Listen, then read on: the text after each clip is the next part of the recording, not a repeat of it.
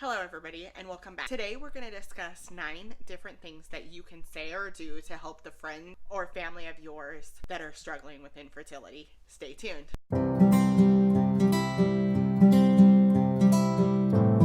So, the first thing that you can do is stay flexible. Infertility is so time consuming, and by time consuming I literally mean that is all you think about. Get so involved in everything from it. It felt like I was eat, sleep, breathing, like literally that was it. Infertility was all I could think about. It was all that was on my mind. I was watching as many videos on it, as many things as I could, but just being flexible with time.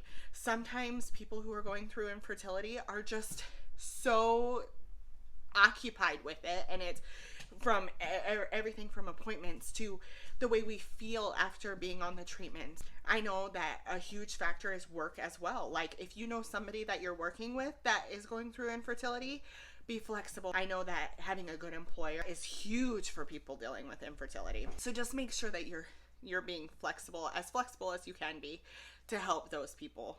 So the second thing that I think is really important is just making sure that you have an open ear. When you're struggling with infertility, you just feel like you're in it alone. That is a common misconception because you're not in it alone. First and foremost, you have your spouse, but you also have people that want to listen and want to show that they care about you. And so just having an open ear, just listening, being able to allow that friend struggling with infertility to just vent to you, tell you about their day. There's going to be lots of struggles. Infertility is so complex, and it's just, you never know when things are going to line up. There's never a specific timeline. And when you think you have a timeline, something gets changed and throws you off that timeline. So just make sure you have an open ear for your friend so that way they can continue to come to you for support. I would say the next thing, number 3, is always ask about their journey. I mean, you don't have to ask every day or consistently, but when you're around them and you see them and stuff like that, you can ask about their journey, show interest in it. Make sure that they know that you're just as much invested in this as they are. When people ask about our infertility journey, it really shows that they care about it. And I appreciate every single one of those times because it's like, okay, it's just that other level of confirmation that you're not in it alone. Another thing that I would say is tip number 4 is ask if they need help with anything. Whether they don't have their spouse to be able to go to appointments with, of course, currently we're going through COVID, so a lot of people who are going through infertility are ending up actually having to go through these appointments by themselves, which is so difficult, along with, giving birth and stuff like that, having sometimes to do it by themselves.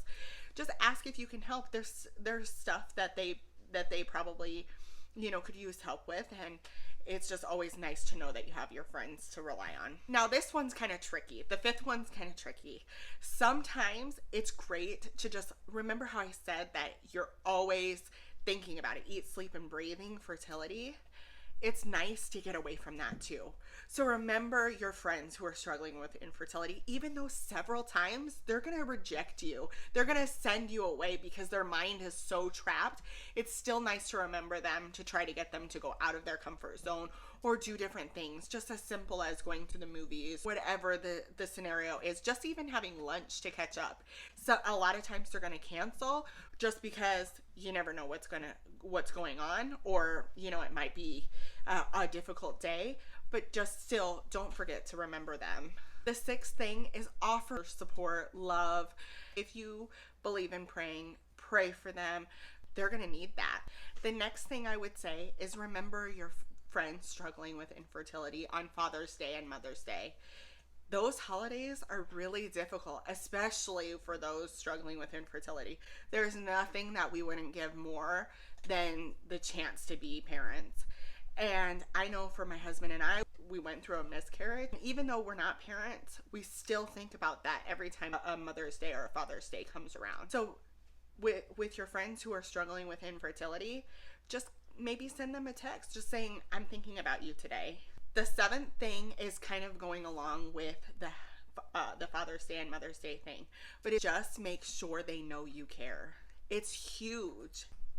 And number 9, you can suggest therapy Or you can also suggest getting in touch with support groups in the area or nearby. I've found a lot of help in basically the groups on Facebook, and as well as watching other YouTubers who are struggling with the same things. Thank you so much for watching. I hope some of these helped you out. If you do know of some more tips that you can say, or have any ideas on ways that you can help somebody struggling with infertility, you can comment that down below. Make sure to give this video a like, and if you want to stay in tuned with our videos to come, please hit that subscribe button. Thank you guys for watching. Bye!